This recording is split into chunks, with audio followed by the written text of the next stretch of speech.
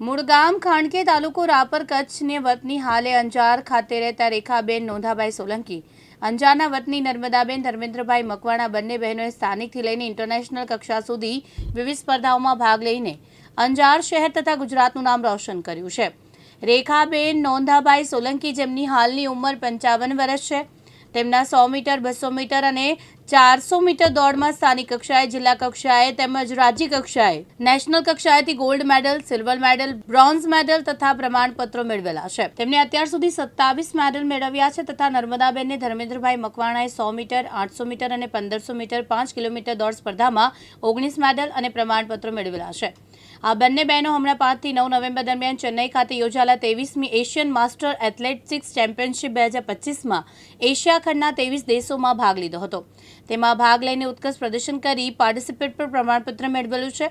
રેખાબેન અને તેમની સફળતા પાછળ તેમના પતિ સોલંકી નોંધાભાઈ ગજુભાઈ, મુખ્ય શિક્ષક વર્ષા મેડી, કચ્છ તેમના બાળકોનો હાથ છે અને નર્મદાબેનના પ્રમાણે તેમના પતિ ધર્મેન્દ્રભાઈ અને તેમના બાળકોનો આગળ વધવામાં સાથ સહકાર છે। આજે આપણી સમક્ષ એક રેખાબેન સોલંકી છે, રેખાબેન નોગાભાઈ સોલંકી, અને આંગણવાડી વર્કર છે જે નર્મદાબેન મકવાણા। બંને જણે 100 મીટર, 200 મીટર, 400 મીટર અને 1500 મીટરની દોડમાં ચંદ્રકો મેળવ્યા છે અને પોતે પાછા એમ સમજો ને કે પરિણીત છે, છોકરાઓ છે અને આટલી મહેનત કરે। આજે બહેનોને આ કામ કરવું મુશ્કેલ છે, તો બેન તમને આ જે પ્રેરણા છે એ ક્યાંથી મળી અને કેટલા વર્ષથી કરો છો? મારું નામ સોલંકી રેખાબેન છે। હું રાપર તાલુકાના ખાંડી ગામની વતની છું, પણ હું અંજાર મારા હસબન્ડને અહીંયા જોબ હોવાના કારણે અમે અહીંયા શિફ્ટ થયા છે। અને મારી બેબી જ્યારે PSIની તૈયારી કરતી હતી ત્યારે હું એની સાથે જતી હતી, તો એમાંથી મને ઇન્ટરેસ્ટ જાગ્યો કે અત્યારના યુવા જનરેશનમાં દોડની એમને એટલો હોતો નથી ક્રેઝ, પણ મને એમ લાગ્યું કે આ રનિંગ એક સૌથી પહેલાં આપણું ફિટનેસને હિસાબે મેં આ રનિંગ ચાલુ કર્યું। તમારી ઉંમર કેટલી છે? મારી ઉંમર 55 વર્ષની છે અને હું આ 2021થી આ રનિંગ કરું છું, બરાબર। અને મેં બારે બનારસ, નાસિક, વડોદરા અને મેરેથોનની અનેક જગ્યાએ ભાગ લઈને મેં મેડલ મેળવ્યા છે। ને અત્યારે મેડલ મેળવ્યા છે? મેડલની તો સંખ્યા હું તમને કહું કે મેં એક મિનિટ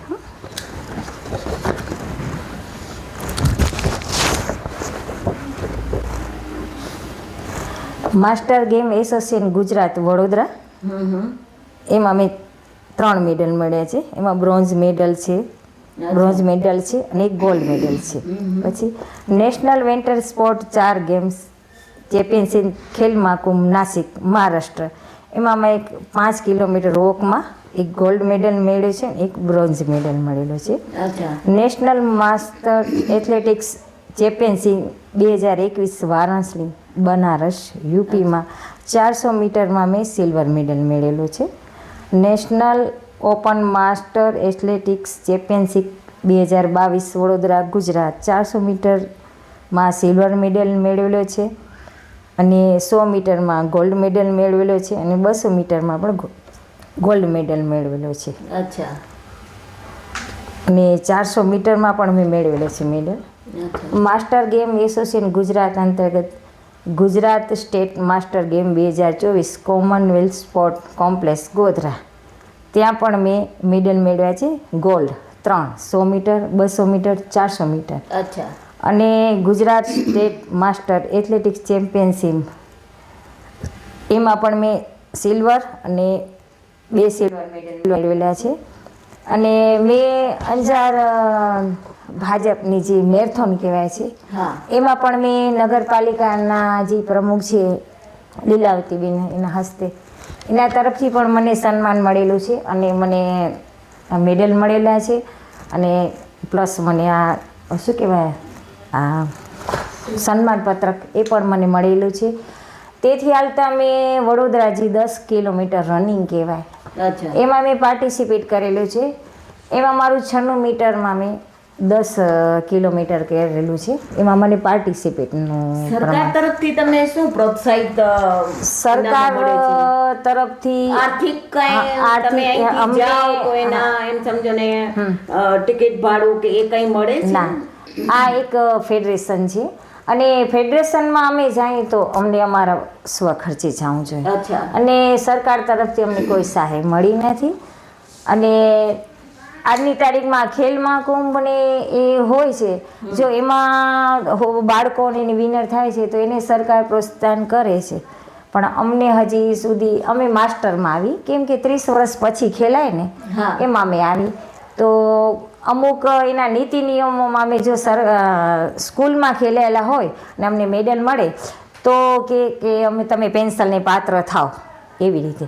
પણ આ ફેડરેશનમાં ને એમાં છે ને તો એમાં હજી સુધી પેન્શન કે એવું મળતું નથી. પણ અમે હમણાં જે શું કહેવાય ચેન્નઈમાં ખેલેલું છે એ રજીસ્ટર કરેલું છે. અને એમાં અમુક નીતિ નિયમો આવે છે કે એમાં નેશનલમાં વિનર હોવું જોઈએ કે અમુક એના નીતિ નિયમો હોય. એમાં જો અમે આવીએ તો અમે પેન્શનને પાત્ર થાય એમ એટલું છે. તો સરકાર પાસે તમે શું આશા રાખો છો? સરકાર પાસે તો અમે એ આશા રાખીએ છીએ કે અત્યારે આમનો નરેન્દ્ર મોદીનું મિશન છે ખેલો ઇન્ડિયા યુથ ફેસ્ટિવલની કેટલા બધા આયોજનો કરે છે એમ કે. અને જો એ લોકો અત્યારે યુવા જનરેશનને બધાને પ્રોત્સાહન રીતે એમ કે આપે છે બરાબર. પણ મારા મતે તો એમ કહ્યું કે જો અમે એ લોકોનો નારો એમ છે કે ફિટ ઇન્ડિયા છે, તેમાં અમે પણ એના સહભાગી છીએ. તો અમને પણ પ્રોત્સાહન એ લોકો કરતા હોય તો અમને સારું લાગે. અમે વડોદરામાં અમે દિલ્હી એથ્લેટિક્સ ફેડરેશન અમે જ્યાં અમારા હર્ષ સંઘવી અમારું ઉદ્ઘાટન કરેલું હતું હું આ સપોર્ટનું એમ. પણ એવું અમને કોઈ મળેલું નથી, રોકડ પુરસ્કાર કે એવું કાંઈ મળેલું નથી. અમને જે આ સિદ્ધિ મળે છે બરાબર, સિદ્ધિને એમ કે આજે તમે મીડિયાવાળા અમારું ઇન્ટરવ્યૂ લીધું એમ કે તમે અમારી નોંધ લીધી તો એ કે અમે ગૌરવ અનુભવ્યું છે કે એક અમે ગામડામાંથી આવીએ છીએ અને આજે એક સ્ત્રી હોવાના નાતે એમ કે અમે આટલું બધું કરી શકીએ છીએ.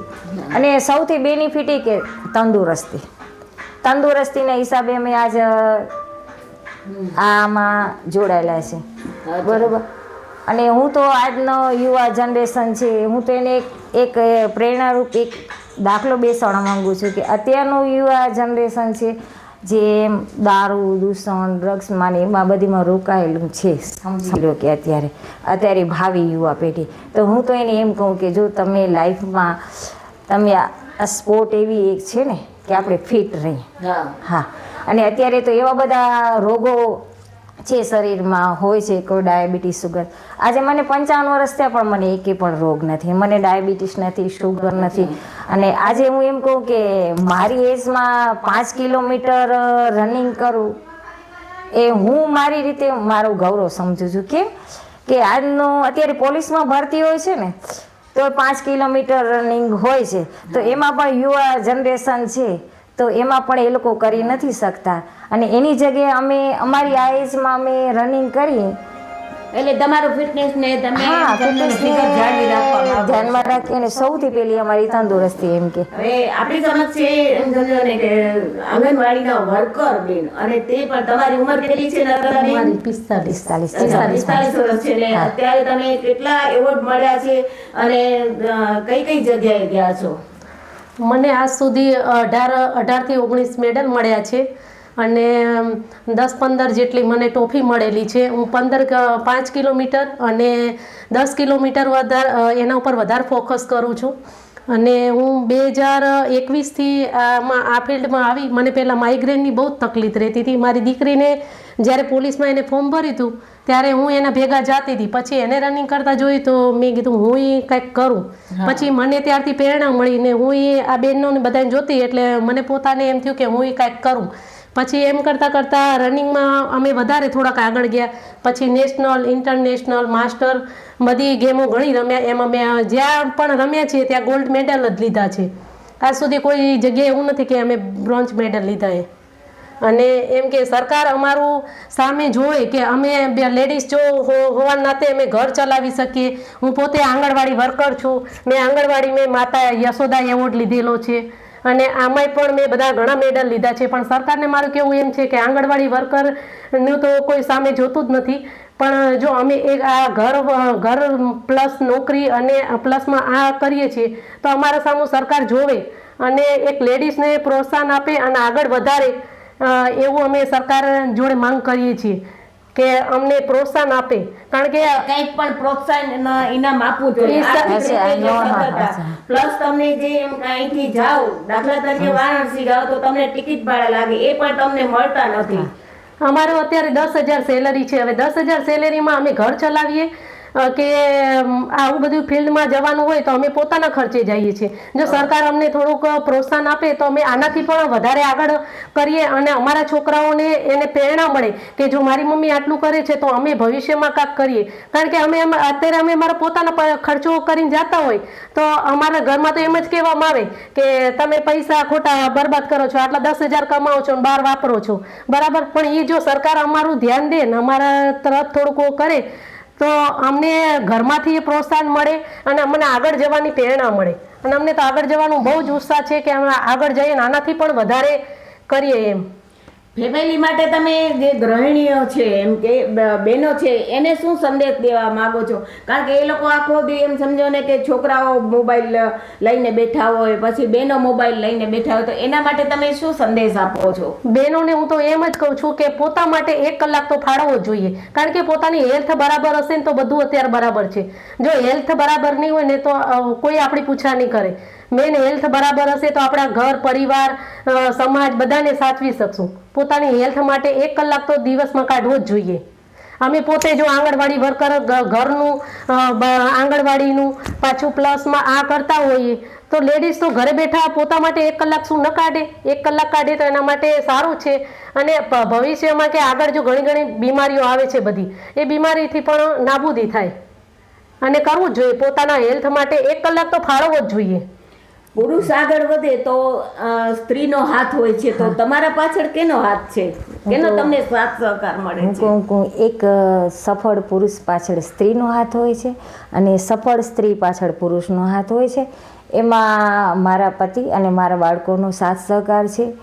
અને મારું કહેવાનું એક છે કે એક સ્ત્રી હોય છે ને, સ્ત્રીમાં એક કુદરતી એવી શક્તિ છુપાયેલી છે કે એને જો મોકો મળે, એમ ધારો કે અમને અત્યારે આ ફિલ્ડમાં જવાનો મોકો, એમાં હરેક સ્ત્રીમાં કાંઈક ને કાંઈ પણ હોય છે. વાસ્તવમાં એને એવું પ્લેટફોર્મ નથી મળતું અને સ્ત્રી ધારે ને તો આગળ જઈ શકે. અને મારા મતે તો હું તો એમ કહું કે હરેક સ્ત્રીમાં કાંઈક ને કાંઈક શક્તિ છુપાયેલી છે, પણ એ જો અમારા જેમ આગળ આવે ને તો હું એના માટે ખાસ સંદેશો મૂકું કે સ્ત્રી છે ને ક્યારે નબળી છે જ નહીં. બરોબર છે. તમને એવોર્ડ મળ્યા છે એ બતાવશો? અને એક મિનિટ અને મારું બીજું એક કહેવાનું એમ થાય કે જ્યારે ખેલ મહાકુંભ થાય છે એમાં મેં એકવાર મુખ્યમંત્રીનું ધ્યાન દોર્યું હતું કે એમાં એવું છે કે 45+ સુધી સર્વેને ઓપન એજમાં લેખાવે. 45 પછી તો એમાં અમુક જે ઇવેન્ટો મૂકે છે ને, એમાં મારું કહેવાનું એમ થાય કે તમે એમાં શું કે ટેનિસ છે કે ચેસ છે એવી અમને માસ્ટરને ધ્યાનમાં રાખીને 45+ વાળાને એમાં ધ્યાનમાં રાખીને ઉમેરો કરે છે. પણ મારું કહેવાનું મેં 2 વાર માંગણી પણ કરી હતી કે તમે અમને એમાં રનિંગ એથ્લેટિકનો સમાવેશ કરો અને અમે અમારી ક્ષમતા એમાં પુરવાર કરી એવો અમને એક મોકો આપો એમ કે. કેમ કે 45+ પછી દોરડા ખેંચ કે આ ટેનિસ છે કે અમુક એવી રમતોને ગવર્મેન્ટ આ ખેલ મહાકુંભમાં આપે છે. તો હું શું કહું 45+ પછી એથ્લેટિક્સનો સમાવેશ કરો અને અમારા જેવી બહેનો ગુજરાતમાં છે કે બારે છે એવી બહેનોને એમાં તક આપો તો એને સાબિત કરવાનો મોકો મળે. અમારા જેવી કેટલી બહેનો છે, અમે આજે ચેન્નઈ ગયા હતા રમવા ત્યારે વિદેશની બહેનો આવી હતી ત્યારે આપણે એમ લાગે કે વાસ્તવમાં આપણે તો હજી પછાત છીએ.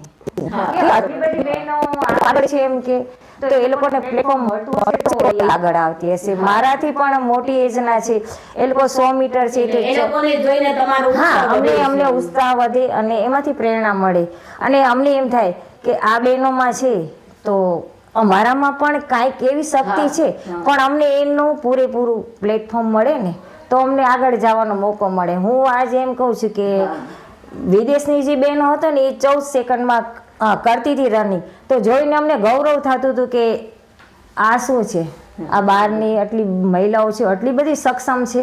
એ જગ્યાએ અમે છે, અમે ધારો કે અહીંયા અંજારમાં ગ્રાઉન્ડ નથી અને અમને ગ્રાઉન્ડમાં જવું હોય તો અમે કાં ગાંધીધામ જવું પડે કાં અહીંયા જો જે અમે સિન્થેટિક ગ્રાઉન્ડમાંથી અમે રનિંગ કરી બરોબર છે છે. એવું હવે આ અમને તમને પ્લેટફોર્મ નથી. અમને એમ કે એવોર્ડ મળ્યા છે તો એ બતાવશો તમે? હા નર્મદાબેન તમે હા બેન, આ મને 5 કિલોમીટર રનિંગમાં 10 કિલોમીટર રનિંગમાં એમાં બ્રોન્ઝ બધા મેડલો મળેલા છે. આ બધા મારા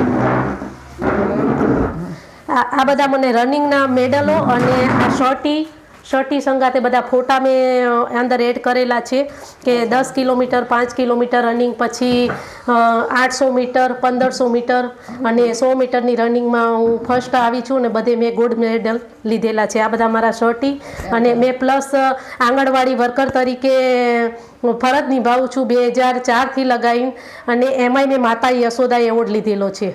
અચ્છા, બરોબર છે. અને તમે રેખાબેન? હા, આ સર્ટિફિકેટ છે એ અમને ગોધરા મળેલું છે. અચ્છા. એક આ સન્માન પત્રક અંજાર નગરપાલિકા દ્વારા મળેલું છે અને આ જે છે ટોફી એ મને અમારા હાર્મોનિયમ ગ્રુપ અંજાર એના દ્વારા મળેલી છે. અને આ છે એ પણ એમાંથી મળેલી છે. આ ભારતીય યુવા મોરચા ઉમાંથી મને આ સન્માન પત્રક મળેલું છે. આ જે છે એ કાંસ્ય અને શું છે, ગોલ્ડ છે? આ છે એક મિનિટ, આ national open master athletics championship 2022 Vadodara Gujarat, એ મને ઉમાંથી મળેલું છે. અને તમારો અભ્યાસ કેટલો છે? મારો તમારો અભ્યાસ ઇંગ્લિશ તો powerful છે. આમાં એવું છે, ઇંગ્લિશની મને અભ્યાસનો બહુ જ શોખ હતો, પણ અમુક